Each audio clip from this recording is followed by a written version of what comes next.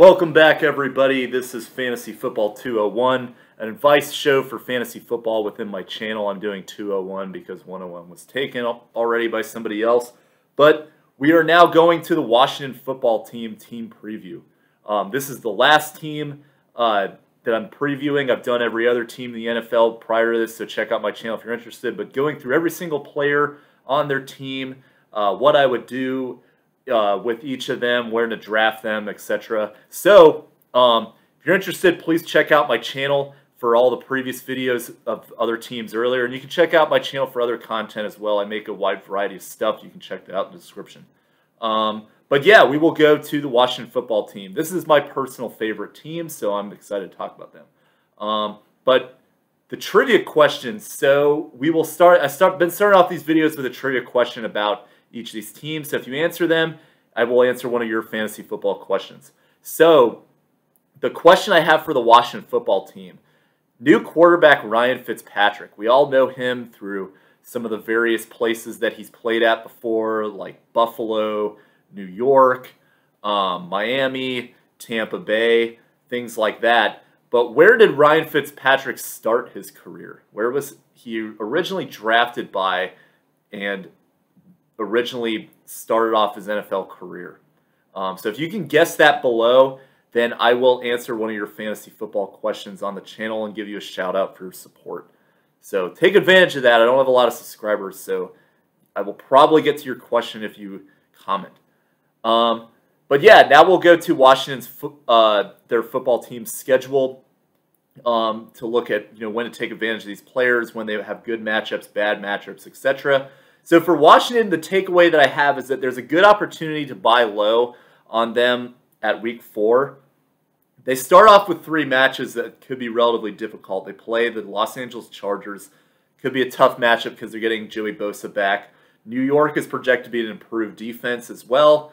And then they play the Buffalo Bills on the road. So relatively difficult first 3 weeks, but then they have a nice matchup in week 4 at Atlanta, which is projected to be a bad defense. And then 2 weeks later, they play Kansas City, which is another team that's their defense is kind of iffy. And Washington is probably going to be having to throw a lot to catch up in that game. But they also have an excellent time to buy low on them in their closing stretch to the season, which I think could be very beneficial. They're definitely a second-half team in terms of the defenses that they have to face. So they've played Tampa Bay week 10. That's a difficult matchup. But if you could buy them low after week 10 going into week 11, week 11 they go to Carolina, not a good defense.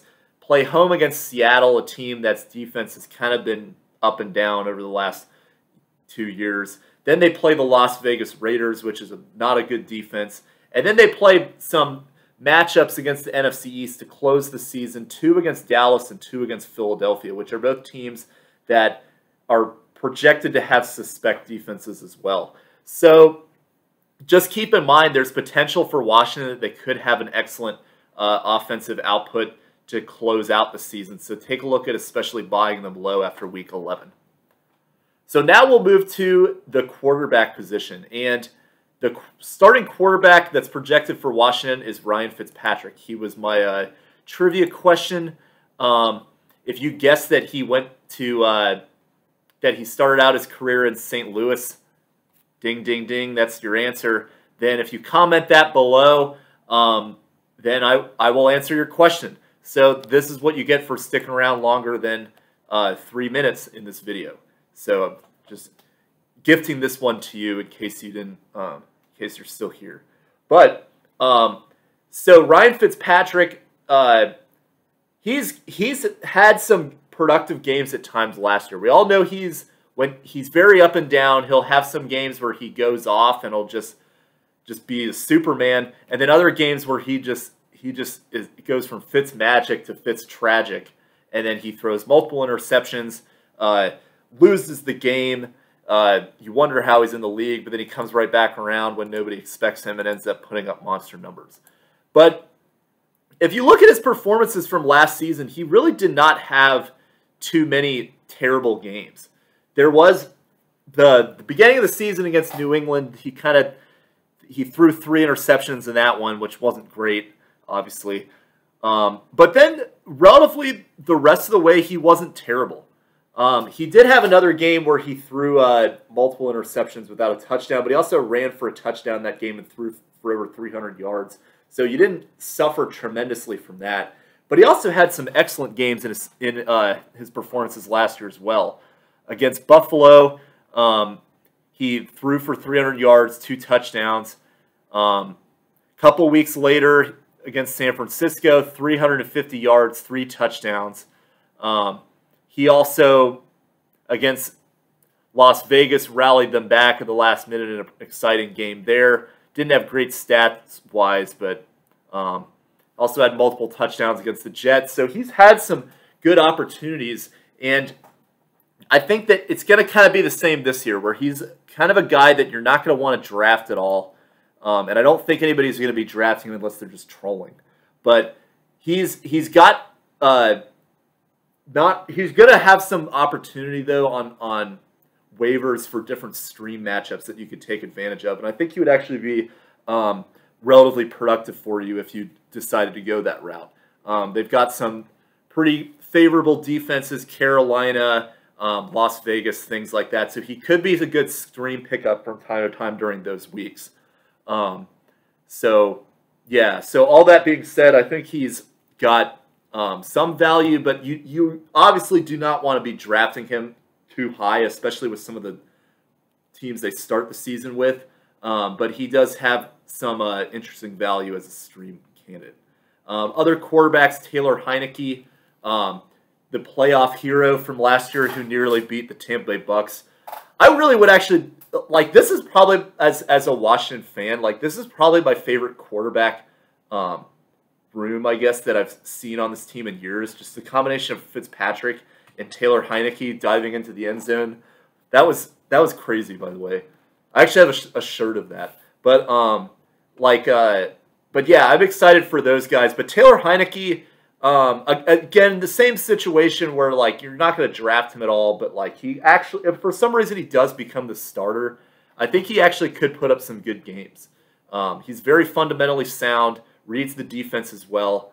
So it's a little, I kind of wanted to see what he could do given their situation they had last year and how he came in the playoffs, but understandably, I think probably a little better to go with a more seasoned veteran.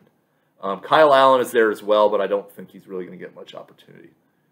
Running backs. So, very interesting. So, Antonio Gibson is the #1 running back for Washington, and he is projected to go in the second round, sometimes in the first round in fantasy football drafts this year, which is a little confusing to me because Antonio Gibson has shown signs of being productive, but he's also been relatively disappointing at times as well.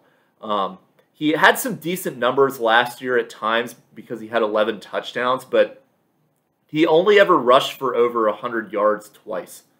So that's a little concerning to me of potential touchdown regression that could be involved there. And then he also battled injuries from time to time that couldn't keep him healthy throughout the season as well. So that's another thing you have to be concerned about.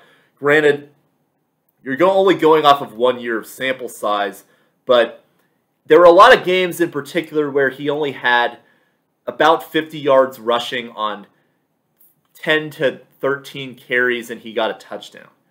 And in general, you know, you're going to get some decent games out of that, but to count on those touchdowns replicating is a little risky to me.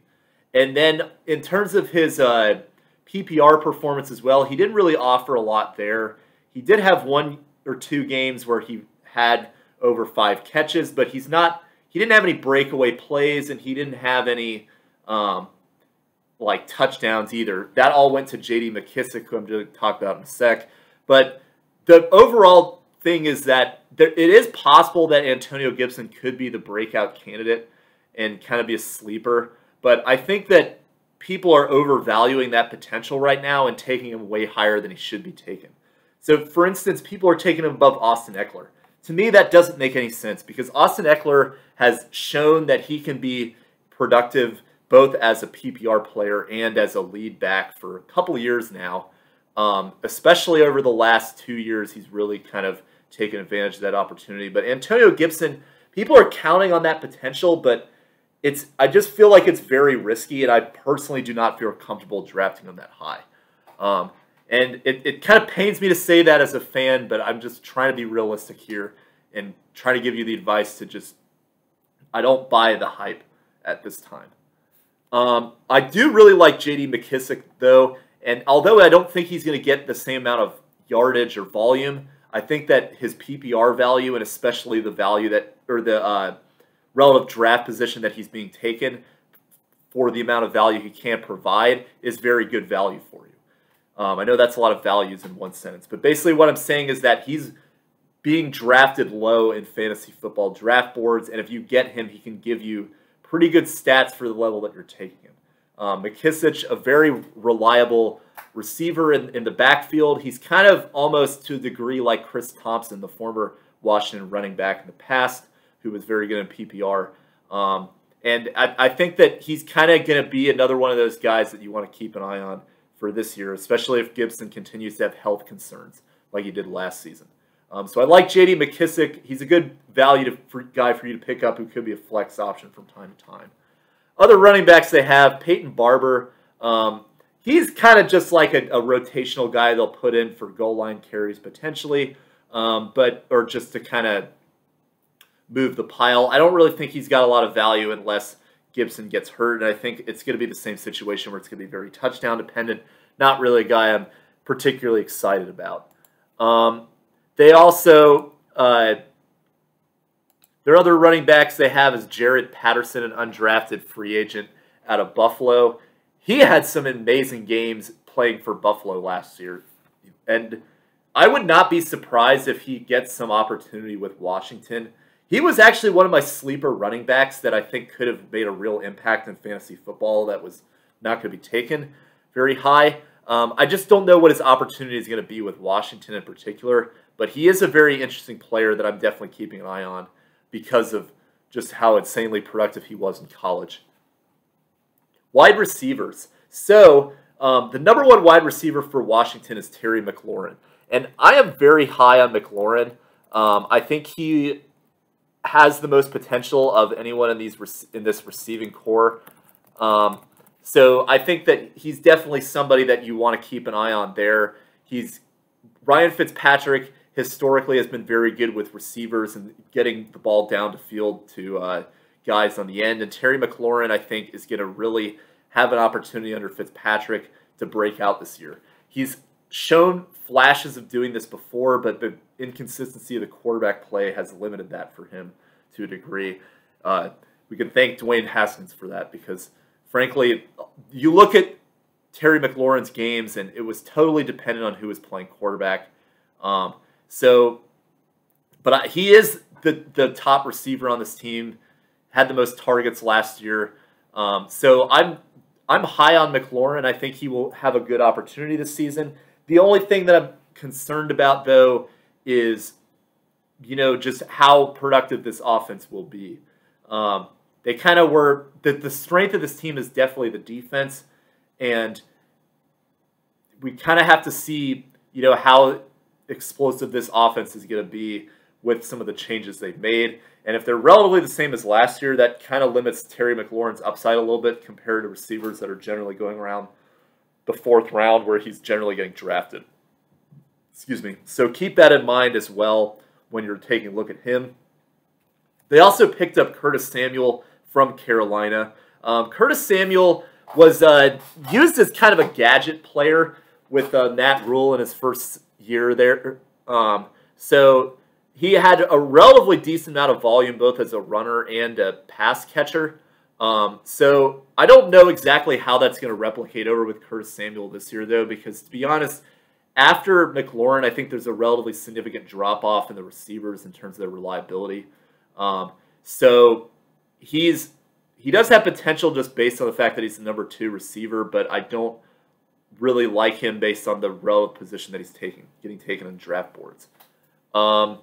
Another receiver they brought over is Adam Humphries, who's been a pretty good slot receiver for a couple of years now, getting a little older, but he can have a pretty big role on this team, I think, as a slot guy. He's been a consistent player before. Kind of could be a little bit of a security blanket at times for Ryan Fitzpatrick. But I think that Humphries is going to have a decent opportunity, especially if you're in PPR leagues, to kind of be a receiver that could be thrown in the flex from time to time. Of note, they also have the two Sims, Steven Sims and Cam Sims. Cam Sims is the better of the two in terms of being a pass catcher. Steven Sims might get cut because, frankly, he was kind of only really used last year as a kick returner and a punt returner, but just would always fumble or drop a catch or something like that. Nearly cost Washington multiple games. In fact, I think he did cost him a couple games from time to time for his fumbles. So I don't even know if he's going to make the team. But the receiver that I am excited about, who is a third-round draft pick, is Dyami Brown. Could be out of, I believe, North Carolina. Yeah, he could be some good value for you as well, just because this team needs some receivers that can be consistent after Terry McLaurin. Samuel and Humphries, they're okay guys that you can kind of bet on as maybe they'll hold things over. But Brown is the one who, as a rookie receiver coming in out of North Carolina, he could be the guy that can really kind of fill this void. And if he could step up as the second receiver for this team, he could be an excellent value for you to take on waivers. A guy who's probably not going to get drafted, but he has a high ceiling though. I talked about a lot of this stuff in my previous videos and principles of what to look out for when looking for potential versus guys that are just going to be, you know what you're going to get from them. So take a look at that if you're interested. Check out my previous videos. Speaking of which, so we now move to tight end, and I will talk about Logan Thomas. So Logan Thomas is getting a lot of hype this year because of how he performed last year as a guy that was kind of like, again, a guy who was relatively undrafted, not really taken at all, but came into Washington and kind of held his own as a tight end one throughout the end of the season and won a lot of people fantasy championships. So people are betting on that again, but personally I am not. I'm telling you that he's a trap. So Logan Thomas was very good last year because their quarterback was Alex Smith.